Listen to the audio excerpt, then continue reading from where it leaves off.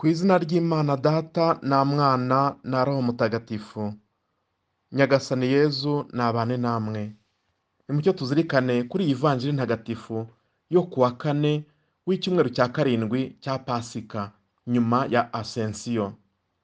Yezu Kristu akomeje rya sengesho ryiza cyane, nyuma y'isangira rya nyuma, mu kiganiro cyiza yagiranye n'abe, noneho arabatura Imana, abakorera isengesho kugira ngo bunge ubumwe, babane mu rukundo, bakomere mu kwemera, bamwamamaze, bamukurikire kandi bamubere abahamya.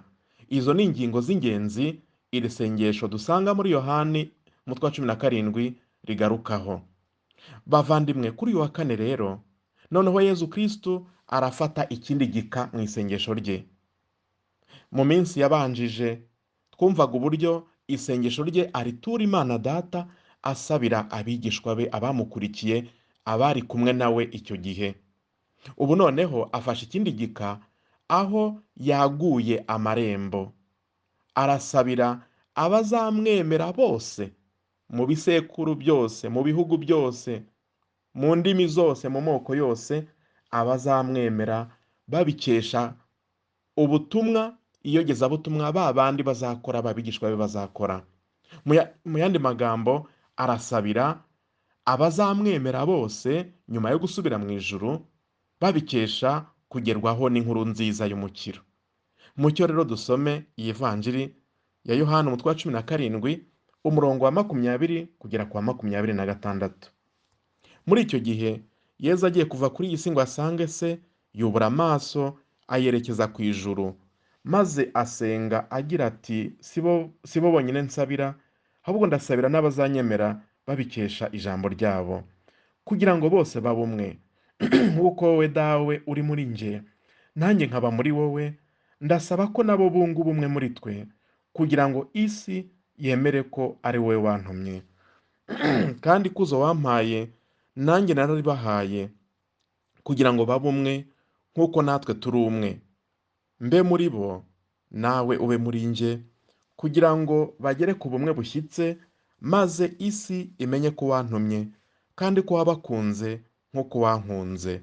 Dawe, ndashaka ko aho ndi abo wampaye nabo tuhabana, kugira ngo babone ikuzo ryanjye wampaye, kuko wankunze isi itararemwa.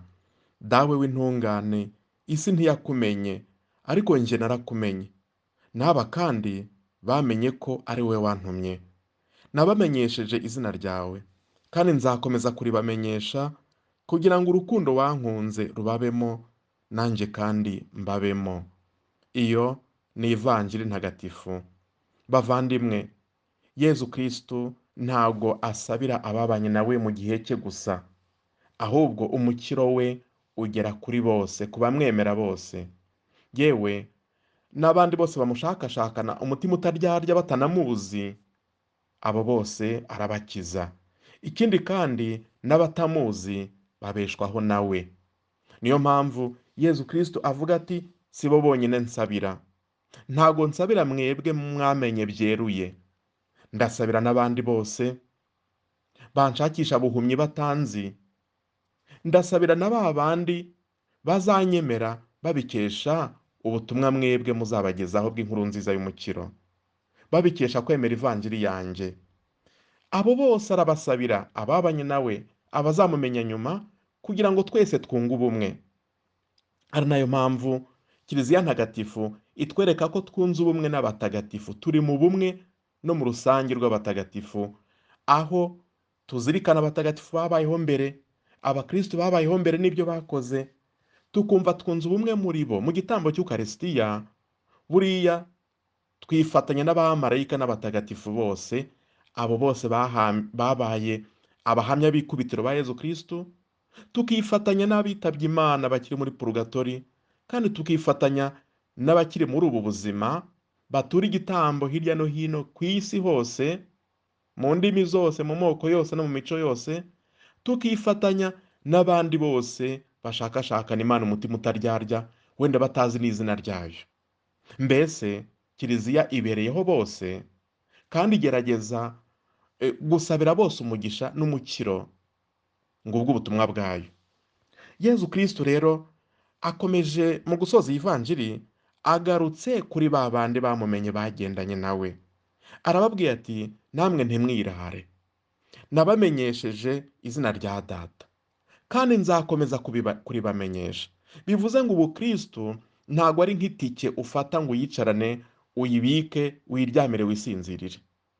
Ntabwo ari diplome ufata uvuga uti n'impamyabushobozi ubu ndayifite, ubu ngiye kuyibika, nisinzirire. Ubukristo ni uguhozaho, ni uguhozaho, buri wese atera agatambwe buri munsi buri munsi, n'utsikiye cyangwa uguye akeguka ku bwa Roho Mutagatifu akagarukira Imana. Niyo mpamvu Yezu Kristo avuze ati nabamenyesheje izina ryawe dawe kandi nzakomeza kuribamenyesha.